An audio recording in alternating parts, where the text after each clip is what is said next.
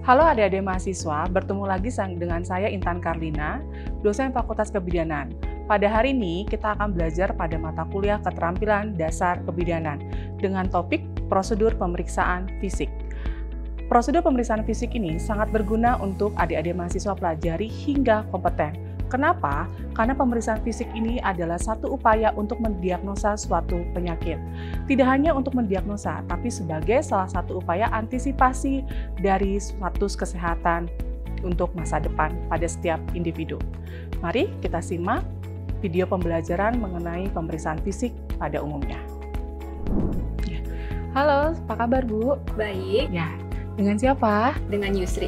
Oke, Bu Yusri ya. Bu Yusri umurnya berapa? 30 tahun. Oke, Bu Yusri ada keperluan apa datang ke sini? Ini Bu mau melakukan pemeriksaan rutin aja. Medical check up. Iya, betul. Oh, ini yang keberapa Bu medical check up-nya? Udah yang kedua kali. Oh, yang kedua kali, berarti sudah ada pengalaman ya. Oke, walaupun sudah ada pengalaman, saya mau jelaskan sedikit ya prosedurnya. Jadi nanti saya akan melakukan pemeriksaan dari mulai kepala sampai kaki Ibu. Adapun daerah sensitif yang nanti harus saya periksa seperti payudara maupun genitalia. Ibu bersedia? Bersedia. Oke, kalau gitu kita mulai ya, ukur timbang badan dan tinggi badan dulu ya Bu ya. Ya, baik. Oke, Ibu kita timbang dulu ya. Oke. Ya. Oke, berat badannya 50 normal ya Bu ya. Punten, saya geser sedikit ya. Balik sini Bu, maaf. Oke, maaf ya Bu ya. Agak geser dikit Bu. Nah, sip. Oke, 152 ya Bu ya. Sama kan ya? Nggak nambah ya Bu. Oke, sekarang Ibu naik dulu. Ya, duduk dulu ya Bu ya. Ya, sebelum kita melakukan pemeriksaan fisik, jangan lupa untuk menjaga privasi pasien dengan menutup sampiran. Ya, setelah kita menutup sampiran dan mengukur tinggi badan dan berat badan pasien, kita melakukan pengukuran tanda-tanda vital, di mana yang kita ukur yang pertama adalah suhu. Suhu bisa dengan dua alat. Yang pertama dengan termometer yang bisa kita taruh di aksila maupun di oral atau mulut. Yang kedua yang mungkin adik-adik suka lihat, adik-adik mahasiswa suka lihat adalah termometer gun. Saya memberikan contoh dulu yang termometer aksila. Ya, jangan lupa sebelum kita menggunakan ke pasien, kita bersihkan dulu dengan menggunakan kapas alkohol. Dan sisanya kita taruh di bengkok. Ya. Permisi. Oke. Maaf ya, jangan lupa kita nyalakan terlebih dahulu, baru kita taruh di aksila. Oke, nyaman Ibu? Oke. Selanjutnya, atau setelah kita taruh di aksila, itu menggunakan termometer untuk pengukuran aksila. Setelah itu, kita bisa menggunakan termometer gun. Caranya seperti ini ya. Pertama kita tekan dulu, baru kita taruh ke dalam. Nah, ya, dikeluar hasilnya. Seperti itu ya. Sambil menunggu termometernya berbunyi, kita bisa melakukan pengukuran tekanan darah. Sphygmometer atau manset ini kita letakkan di lengan atasnya pasien. Oke, maaf Bu, tangannya diluruskan. Dan menaruhnya kurang lebih 3 jari dari lipatan tangan pasien. Dan jangan lupa tidak ada kain yang menghalangi. Punten ya. Ya.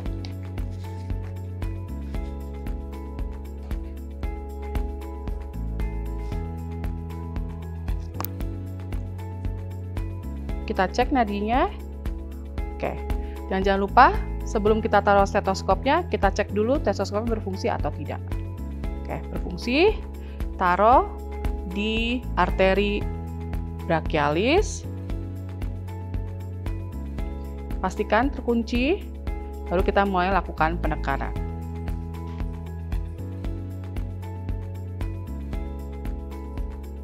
Kita menghentikan si tekanan ini setelah nadi di arteri radialis tidak teraba di 3 jari dekat jempol pasien.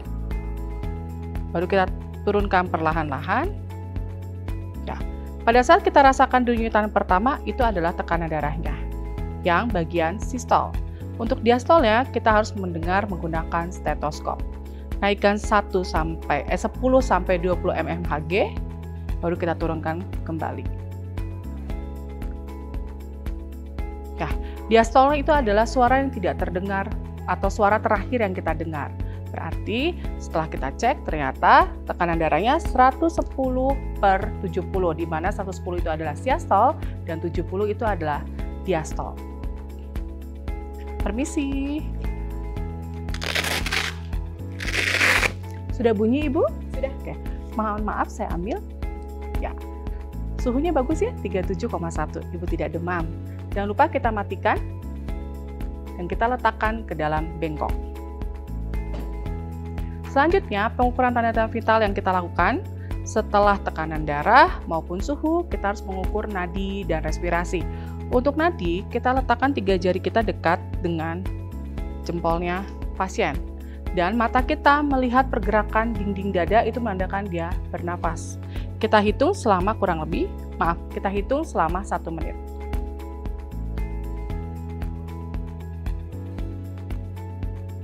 Setelah 1 menit, kita sampaikan ke pasien nadinya bagus Bu, respirasinya bagus. Selanjutnya, setelah kita melakukan pemeriksaan tanda-tanda vital, kita melakukan pemeriksaan kepala. Pertama, kepala kita inspeksi dulu, palpasi. Ya, yang kita inspeksi bagian kepala, warna rambut. Warna rambut pasien ini warnanya apa? Bu Yusri rambutnya warna hitam ya. Dan kita lihat struktur dari kulitnya, kulit kepala. Apakah ada luka, ada ketombe, dan kita raba, palpasi. Ada sakit atau tidak? Dan kita raba apakah ada benjolan atau tidak. Ibu, selama saya pegang kepala Ibu ada rasa sakit? Enggak ada. Enggak ada. Selanjutnya kita ke wajah. Ibu, maaf ya, saya mau inspeksi dulu. Boleh lihat ke kanan, ya, tidak ada luka, dan dan kepala wajah terlihat simetris, tidak ada miring ke kanan, miring ke kiri. Selanjutnya kita palpasi bagian wajah untuk mengecek apakah ada udim atau tidak. Pada bagian frontalis kita beri tekanan, sakit nggak Bu? Enggak. Ya. Kalau ada udim, pada saat kita menekan itu ada lekukan, dan lekukan itu lama kembalinya lebih dari 3 detik. Setelah bagian frontalis, kita lakukan tekanan pada maksilaris dan mandibularis. Selama saya tekan, ada yang sakit Bu? Tidak ada. Selanjutnya kita periksa bagian mata. Kita lihat skleranya. Ibu maaf, boleh lihat ke bawah? Ya, lihat ke atas. Dan kita lihat konjungtivanya warnanya apa. Yang normal berwarna pink. Ya, tandanya dia tidak anemis. Selanjutnya kita lihat pergerakan bola mata. Ya, Ibu bisa lihat. Ya, ikutin gerakan tangan benda warna putih ini ya.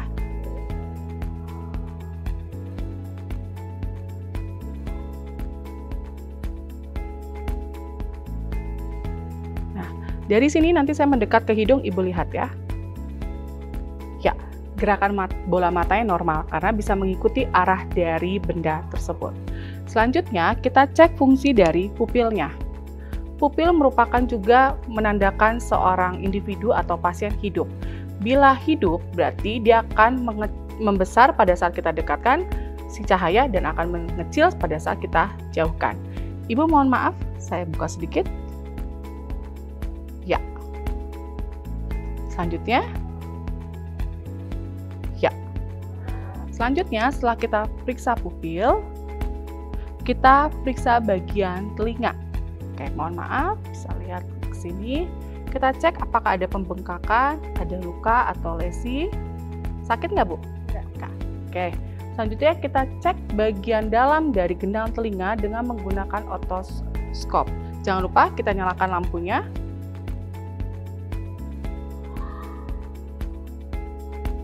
Bersih ya Bu ya telinganya ya. Oke. Selanjutnya kita dengarkan fungsi dari gendang telinga menggunakan garpu tala. Pertama, kita beri sentuhan sedikit sampai tangan kita bergetar. Kita dekatkan ke telinga. Terdengar Bu ada suara nging? Masih terdengar? Tidak. Oke. Ya. Selanjutnya sebelahnya, mohon maaf.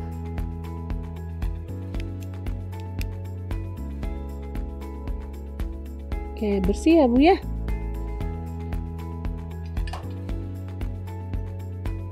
Terdengar? Masih? Sudah cukup ya? Oke. Fungsi pendengaran Ibu baik ya. Setelah itu, setelah telinga, kita periksa bagian hidung menggunakan alat spekulum hidung dan pen light. Ini spekulum hidung, ini pen light. Oke, Ibu punten ya, saya masukin alat. Oke. Bagus ya, tidak ada sekret yang berlebih ataupun pembengkakan atau sinusitis, tidak ada. Oke. Ya, sisi satunya juga sama. Selanjutnya Bu, alatnya kita taruh di bengkok. Kita periksa dari pernafasannya, apakah ada sumbatan atau tidak pada saat bernafas. Oke, Ibu boleh jarinya dikeluarkan, tekan salah satu bagian dari hidung Ibu, nafas. Maaf, tekannya kurang. Nah, silakan. Tidak ada hambatan ya Bu ya? Oke, satu lagi. Ya, bagus. Oke, selanjutnya kita periksa bagian mulut. Kita inspeksi bagian mulut, warna dari bibir, ya. Terus coba Ibu maaf, membuka mukanya agak lebar. Kita lihat. Bila ada kesulitan, kita bisa menggunakan pen light. Oh iya, Ibu ada karies ya. Oke. Coba diangkat, dijulurkan. Kurang keluar Bu. Oke, ya. Tidak ada pembengkakan pada tonsil, bagus. Coba angkat lidahnya Bu.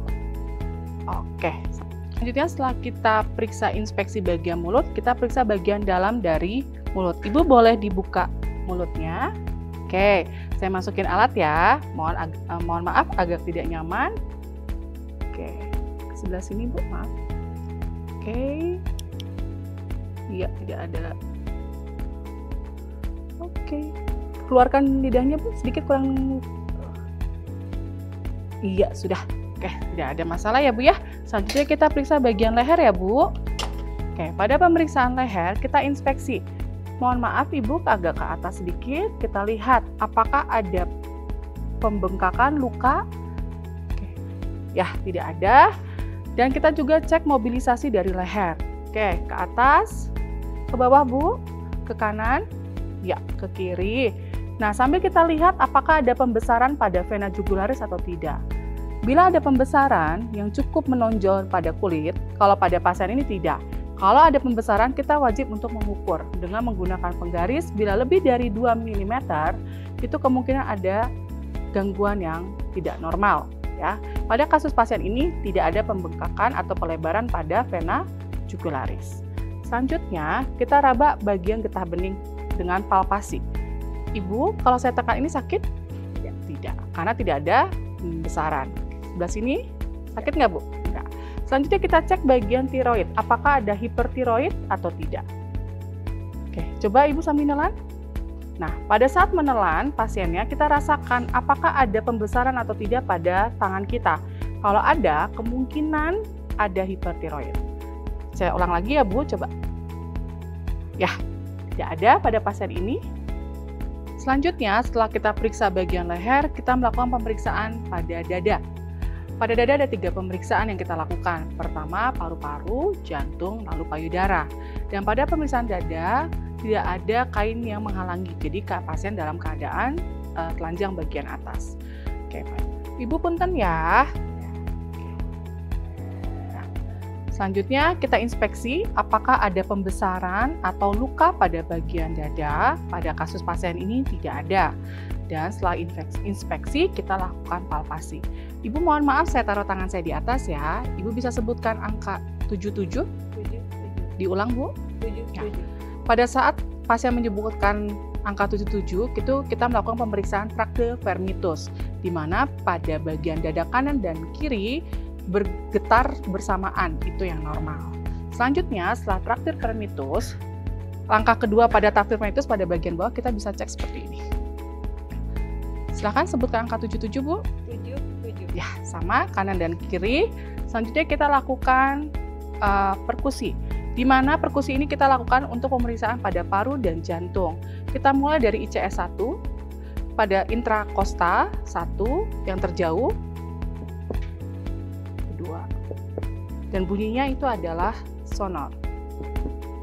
Sampai ke ICS 12.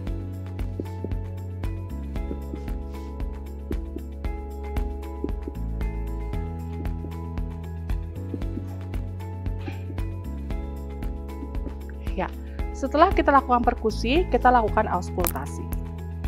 Auskultasi yang pertama kita lakukan pada paru-paru menggunakan stetoskop.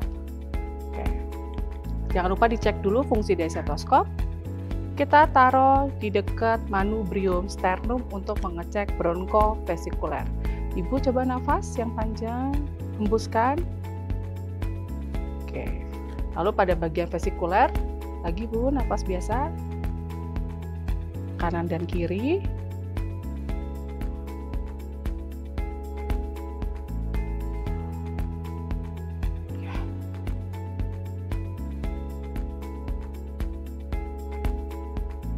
Selanjutnya kita juga cek bagian jantung pada bagian aorta sebelah kanan di dekat ICS 2.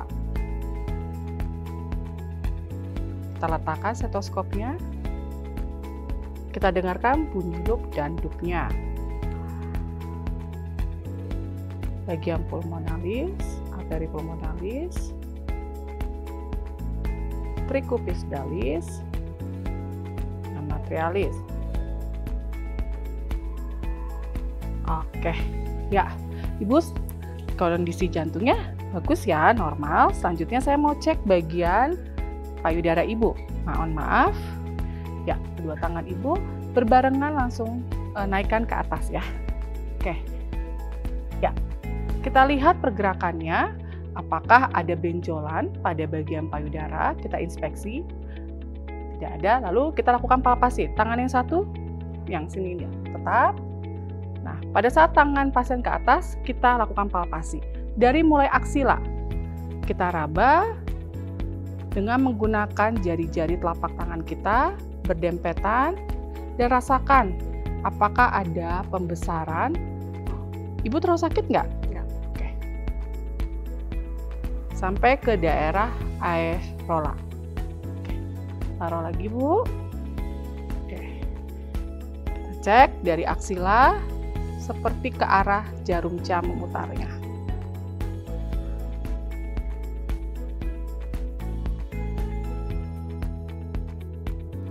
Sampai ke aerola. Oke, sudah Ibu pemeriksaan payudaranya, saya tutup kembali ya. Selanjutnya setelah payudara, kita lakukan pemeriksaan pada bagian abdominalis atau perut ya. Nah, perut ini terbagi dalam 4 kuadran. Kuadran 1, kuadran 2, kuadran 3, dan kuadran 4. Pada pemeriksaan perut, urutannya agak berbeda dengan pemeriksaan pada dada. Kalau pada perut, kita lakukan inspeksi dulu, auskultasi, palpasi, dan perkusi ya. Karena kalau kita lakukannya palpasi terlebih dahulu sebelum auskultasi, itu akan mengganggu pada bising usus.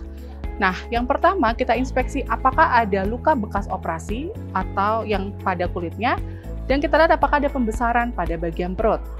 Nah, setelah kita inspeksi, kita lakukan auskultasi. Jangan lupa cek fungsi dari stetoskop. Kita auskultasi pada setiap kuadran. Kuadran 1, kuadran 2, kuadran 3, kuadran 4, dan kita cek bising usus dekat dengan umbilikal. Oke. Ya, kita dengarkan di bising usus kurang lebih 5-30 kali per menit. Selanjutnya, setelah kita auskultasi, kita lakukan palpasi. Palpasi yang pertama kita lakukan pada kuadran 1, kita cek bagian heparnya apakah ada pembesaran atau pembengkakan. Dan jangan lupa tangan satu kita berada di bawah perut dekat kuadran 1 untuk menahan, dan kita lakukan penekanan seperti ini. Kita tekan, Ibu sakit, kalau pasiennya sakit berarti ada kasus patologi. Dan pada saat kita tarik, apakah ada sakit juga atau tidak. Jadi pada saat kita tekan dan kita tarik, kita bertanya kepada pasien apakah ada rasa sakit atau tidak. Selanjutnya kuadran 2 kita lakukan penekanan. Oke, apakah kita rasakan ada pembesaran atau tidak? Kuadran 3 dan kuadran 4. Kalau ada perempuan, kita cek juga bagian pada rahimnya, apakah ada pembesaran atau tidak. Kalau ada pembesaran dan balotomen, kemungkinan pasiennya hamil. Oke, seperti itu. Dan setelah itu kita lakukan perkusi. Bunyinya timpani. Ya, seperti itu.